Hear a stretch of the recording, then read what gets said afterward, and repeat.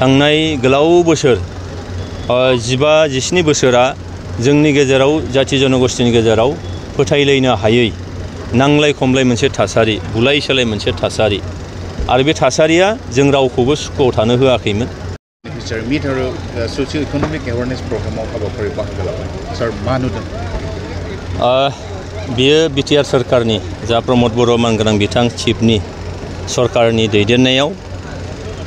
बिटिआरनि 40टा समष्टियावबो बे एखे हाबाफारिखौ लानाय जादों। मानोना जोंनि बेनिफिसियारिफोर बिथांमोननो जों मा बेनिफिट जानाय स्किमफोरखौ जों होनो हाखो आरो बिथांमोनहा मा जेंनायाव गोग्लैनानै दं बे गासैबो जिनिसखौ सरकारा निश्चयखौ मिन्थिनांगोन आरो बेसेबांखिनि समष्टि वाइसआव बेसेबांखिनि बेनिफिसियारिफोरनो जोंनि सरकारनि आसनिफ्रा बोरै सौहैखोना सौहैदिया बेखौबो मोनसे सुलाद लानायनि थाखाय बे हाबाफारिखौ लानाय जादों। जों नुदों जे सरकारा थारैनो जोंनि रायजो राजानो जोंनि नोगोरारिनो सरकारि जिखिनि बेनिफिसियारि बा स्किमफोर दङ बेखौ सौहैहोनो जे हाबाय बेयाव नुजानाय बेनिफिसियारिफोरनि जे अनजिमा बे अनजिमायानो फोरमायो सरकारा जे मावनो हादों बे थांनाय बोसोरब्रै खावसे बोसोराव बेनो फोरमान आरो बेखौनो जों नायनो नागिरदोंमोन जे सरकारि आसनिफ्रा जोंनि रायजो राजा गोरिब दुखिया रायजो राजानिसिम बेसेबांखिनि सौहैखो। दा बेनिफ्राय जों गोजोननाय मोनदों जे मोनफ्रोमबो समष्टियाव जोंनि सरकारनि मावनाय दांनाय जेफोर आसनिफोर दं जेरै गियान सोरां माइनाव सोरां आलारि सोरां बेबायदिनो गोबां स्किमफोर जितु दङ बे स्किमफ्रा थारैनो जोंनि समाजनि एकदम गोरिब दुखियानि न'खरसिम जे सौहैदों बे फोरमान खालामो। मोनसे गोनां बिजाब बेखेवनाय जाबाय speak to Bodoland vision to action बेनि गेजेरजों मा मुलाम्फा जागोन? नोंथांमोना नाय जे जोंनि नैबाव मोनसे कनफ्लिक्ट निश्चयकै सोलिबाय थादोंमोन आरो कनफ्लिक्ट रिजलिउसनखौ जों बोरै खालामनो बे बिराद गिदिर मोनसे जेंनामोन आरो बे कनफ्लिक्टनि थाखायनो जोङो सान्थि मोननै थानो हायाखैमोन। थांनाय गोलाव बोसोर 15-17 बोसोरा जोंनि गेजेराव जाथि जनगोष्ठीनि गेजेराव फोथायलायनो हायै नांलाय खमलाय मोनसे थासारि बुलाय सोलाय मोनसे थासारि आरो बे थासारिया जों रावखौबो सुखुआव थानो होआखैमोन। सरकारि आसनिफोरखौ मावफुंनायाव निश्चय हेंथा जादोंमोन आरो बिश्वास गैयै थासारिजों जोंनि जे एकदम गोदो गोदायनिफ्राय सोलिबाय थानाय जाथि जनगोष्ठीनि मादाव जोंनि जे मोनसे सोमोन्दो जे सम्पर्क हाथाम पुरुखिया जिखि सम्पर्क होननानै बुंनाय जादों असमियाव बे सम्पर्कआ थांनाय बे 15 बोसोराव एकदम थेर बेथेर बायफ्लेदोंमोन जायनि थाखाय जोङो गोबां रोखोम बियो ससियेल बिथिङावनो होन बियो नोङो सोलोंथाइ बिथिङावनो होन बियो नोङो पलिटिकेल बिथिङावनो होन मोनसे खहा जों नुबोदोंमोन। दा बेनिखायनो प्रमद बर' बिथांनि दैदेननायाव जोंनि UPPL सरकार फैनाय लोगो लोगोनो गुबैयै जोंहा नैबे ओनसोलाव सान्थिखौ जों स्थापन खालामनांगौ बेनो जोंनि गुबैसिन खामानिमोन आरो बेखौ जों गायसननोबो हाबाय। दिनै सान्थि फैबाय। थांनाय सरकारनि दिनाव नोङो मा जादोंमोन जे मोनाबिलि 6टानि उनाव नोङो न'निफ्राय बाहेरायाव ओंखारनांगौआ हराव ओंखारनांगौआ बिराद मोनसे रिस्किमोन। दिनै बे रिक्सआ गैलिया जोंहा रावबो गिनांगौ जालिया जाथि माहारि गासैबो दिनैहाय उदाङै गिदिंनो हायो। गासै हराव नोङो गिदिंबाय थाब्लाबो नोंखौ सोंग्रा सासेबो मानसि दिनै गैया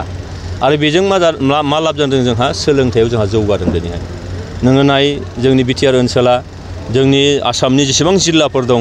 मेट्रिकनि रिजाल्टआ हायार सेकेन्डारिनि रिजाल्टआ एकदम गाहायाव बटमावमोन जोंहा दिनै बे टप लेभेलाव फैनो हाबाय। बे जाहैबाय एकमात्र सान्थिनि थाखाय। बेयाव गथ'फोरनिफ्राय लानानै जोंनि फरायसाफोरनिफ्राय लानानै लाइमोनफोरनिफ्राय लानानै बोराय बुरिनिफ्राय लानानै गासैबो मोनसे जे मोजां मोनसे थासारियाव दङ आरो मोजां मोनसे थासारियाव थायोबा न'खरा मोजां थासारियाव सिन्ता खालामनो हायो थाखा फैसा बे आरजिनो हायो बे जिनिसफ्रा सिगांफ्राव जायाखैमोन। दा बेनिखायनो आरोबाव बेखौ पारमानेन्ट खालामनांगौ जायोब्ला एसे गोथौआव हाबबावनांगोन जायनि थाखायनो भिजन डकुमेन्ट बानायनाय जादोंमोन। 26टा जनगोष्ठी दङ जोंहा 22 जनगोष्ठी बे 35 लक्ष जनसाधारन बिनि गेजेराव बिथांमोननि गुबै जेंनाया माखौ लानानै बिथांमोनहा जाथि हिसाबै गावखौनो गायसननो हागोन सिनायथि होनो हागोन रैखाथि होनो हागोन बे बुस्थुफोरखौ थिक खालामनानै भिजन डकुमेन्ट बानायनाय जादों। थांनाय बोसोराव बेखौ बेखेवनाय जादों आरो बेजों लोगोसेयैनो मोनफ्रोमबो भाषा कला संस्कृतिखौ जोंहा रक्षानाबेक्षन होनांगौ दा बिनिखायनो मोनसे डिक्शनारि लाइक डिक्शनारि जे गासै 26टा जनगोष्ठीबाबो माखासे जनगोष्ठीनिया भाषाया बिथांमोना रावा रायलायग्रा रावा असमिया राव बेयाव जोङो आलादा गावहानो राव दंखायो हिसाबै जोङो 18टा मोनदों 18टा बे 18टा रावारिफोरनि 1000 सोदोब 1000 जोंहा बाथ्रा माने सेन्टेन्स बेखौ कम्पाइल खालामनाय जादों आरो बेखौ कम्पाइल खालामखांनायनि उनाव जोङो जिथु गोरोबलायैनि गेजेराव खौसे होननानै बुंदों इउनिटि इन डाइभारसिटि नैबेखौ जों निश्चय लाबोनो हागोन मानोना गासैबो हारिया दिनै फोथायनाय लाखिदों प्रमद बर' बिथांनि दैदेननाय बे सरकारनि सायाव जे जोंनि हारिखौबो जोङो रैखाथि बिथाङा सानो सिन्था खालामो रैखाथि होनायनि थाखाय ओरैबायदि हारि दङ जे बे 26टानि गेजेराव 10,000 जनसंख्या थानाय बे 10,000 जनसंख्या ओरैबायदि लेथेर फेथेर अबस्थायाव दङ बिथांमोनहा माने रानसारनाय अबस्थायाव ज' नङा ना बिसोर राजखान्थि बाबैबो माबा मोनसे गोहोम खोख्लैनो हायो ना रांखान्थि अबस्थायानो मोजां ना सोलोंथायानो मोजां ना भाषायानो जौगानाय खिन्थु दिनै सरकारा बेखौ मावनो लादों जों नुदों जे उदांस्रिनि दिनै 75 बोसोर बारलांबाय ना आसाम सरकारानो सिन्था खालामदों ना भारत सरकारानो सिन्था खालामदों ना बुहुमावबो रेकर्ड गैया बबेबा मोनसे इलेक्टेड सरकारा बेबायदि सिन्था खालामदों बियो गिबि रेकर्ड बियो अन रेकर्ड बियो जे 26टा जनगोष्ठीनि भिजन डकुमेन्ट बानायदों आरो बिनिनो बेयाव थानाय जाथि जनगोष्ठीनि भाषाखौ स्वीकृति होनानै रैखाथि होनानै माबा मोनसे आशा माबा मोनसे रे अफ लाइट बिथांमोना नुदों जे जायजों जाथिया थांनानै थागोन बे जिनिसा दिनैहाय फैदों बियो जोबोद गिदिर मोनसे बाथ्रा ओंखायनो दाखालि मैया सानसे जाबाय दाखालि बेखौ बेखेवनाय जाबाय गुवाहाटीयाव कलाक्षेत्रआव आरो बेजों जोङो आरोबाव जाथि जनगोष्ठीफ्रा भाषा रोङोबा बिनि गोरबोआव हाबनो हायो।